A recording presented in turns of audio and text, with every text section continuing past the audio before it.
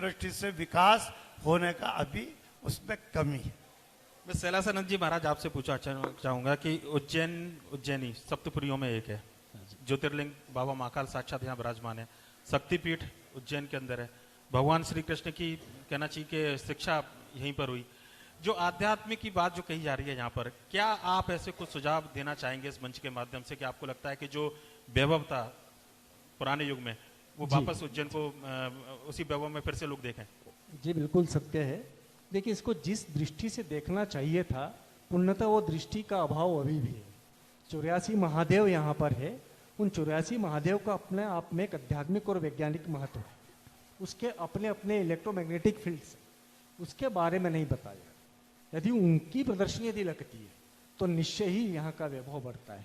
आप ये ध्यान रखिएगा, फर्स्ट बीसी के ऑनवर्ड्स अभी कुलपति जी बता रहे थे, फर्स्ट बीसी के समय पर यहाँ पर मित्रवंशीय शासन था।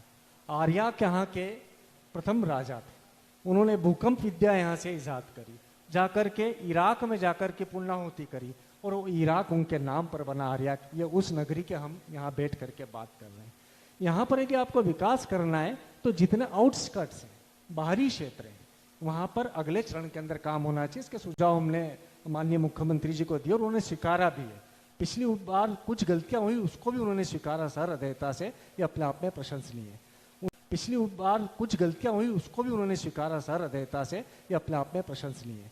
उन्होंने ये भी स्वीकारा कि यदि हम वहाँ के जितने बाहरी मार्ग है, आगर रोड है, देवास रोड है, इंदौर रोड है, बड़नगर रोड है, यदि हम किसी नगर के बाहरी उसमें प्रदर्शनी लगाते हैं, उसका कॉरिडोर जो शब्द आया था वो लगाते हैं, तो यहाँ पर आने वाला व्यक्ति जो रहेगा वो यदि पर्यटन की दृष्टि से भी आना चाहेगा तो उसके अंदर आध्यात्मिक स्पंदन स्वतः ही माँ की प्रदर्शनी से हो जाएगा।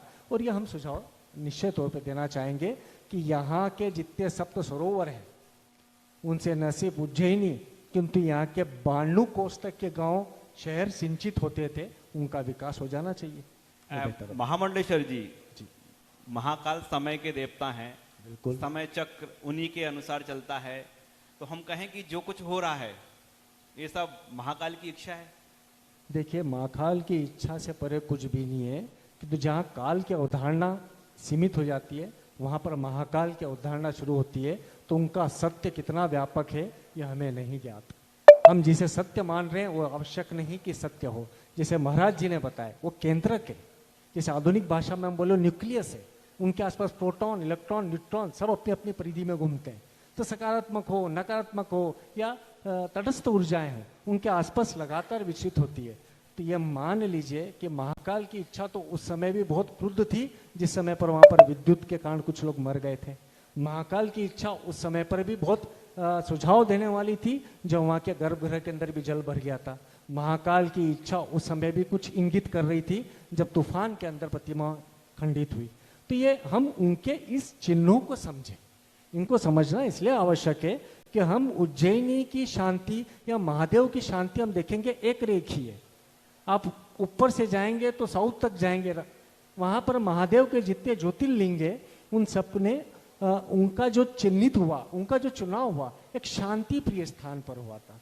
हम प्रयास ये करें कि केदारनाथ त्रासदी ना हो और वो त्रासदी जोशीमठ जैसी ना हो, जोशीमठ जैसी त्रासदी कहीं आने वाले भविष्य में उज्जैन न हो। तो इसके लिए हमें अभी से नियोजन करना होगा, अभी से वो सावधानियां रखनी होगी कि उनकी जो दिव्य शांति है, दिव्य ऊर्जा है, उनका जो दिव्य वास्तु है उस परिक्षेत्र का वो खंडित ना हो। ये हमारी अपेक्षा है शासन प्रशासन से। जी महेश पुजारी जी, महाराज आपसे पूछना चाहूंगा मैं, जो बात अभी महामंडलेश्वर शैलासानंद जी कह रहे थे कि एक दिव्य शांति जो मूल स्वरूप है, कम से कम या जो मूल भावना है किसी भी तीर्थ स्थल की हमेशा बनी रहनी चाहिए।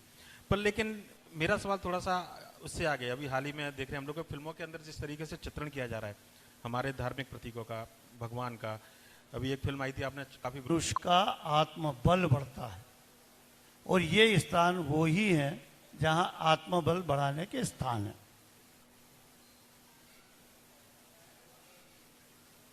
आत्मबल जब बढ़ेगा, आत्मशक्ति जब बढ़ेगी तो निश्चित तौर पर उस स्थान का, उस प्रदेश का, उस नगर का कल्याण संभव है।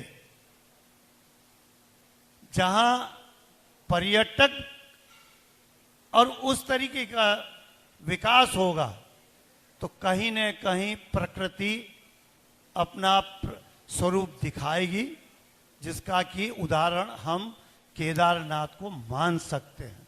बड़े महत्वपूर्ण सुझाव आ रहे हैं।